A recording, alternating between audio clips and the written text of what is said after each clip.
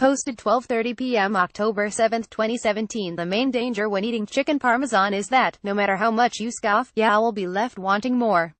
This I realized last weekend when I made 4 big portions of the Italian-American classic. 1 wasn't enough of course, and the big greedy gut that I am, I put away too, savoring every morsel.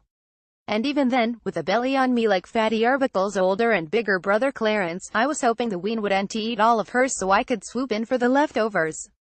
Even now, salivating at the memory, I'm planning a rerun of the chicken parmesans this weekend.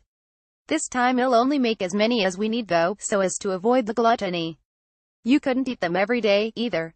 Well, you could, but then you'd wind up bigger than Clarence. As tasty as they are, chicken parmesans aren't the healthiest things you could lovingly masticate. For a start, they're fried and then not 1 but 2 loads of cheese are added.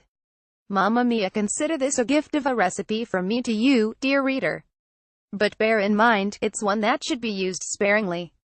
Ingredients: serves 4 or 2 greedy guts, 2 chicken breasts, big pinch of onion granules, salt and pepper, cup of plain flour, 2 eggs, whisked cup of breadcrumbs, vegetable oil for frying, 4 small handfuls of grated mozzarella, lots of parmesan, basil leaves, pasta to serve, tomato sauce, olive oil, tin chopped tomatoes, clove of garlic, pinch of oregano, half teaspoon of sugar, salt and pepper. The plan: if you're after maximum taste here, you're better off making your own tomato sauce. Add a glug of oil to a frying pan, and before you add heat to the equation, add the grated garlic.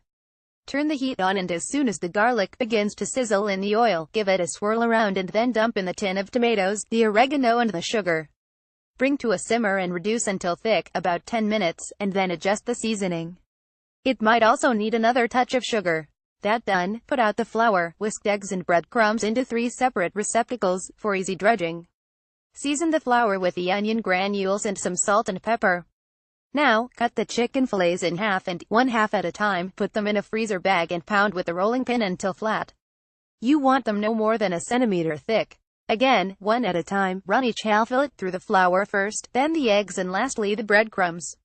In a large frying pan, add enough vegetable oil so that it's half a centimeter deep and heat until it's nice and hot, but not so hot that it's smoking. Depending on how big your frying pan is, you might be able to do them all at the same time, though you may have to do this in 2 stages. Basically, you want to fry the chicken for about 5 minutes altogether, flipping halfway, so they're crisp and golden. Remove from the pan and drain on kitchen paper. Add these to a baking sheet and place a handful of the mozzarella on each golden fillet, then blast the fillets under the grill until the cheese starts melting. No more than a minute.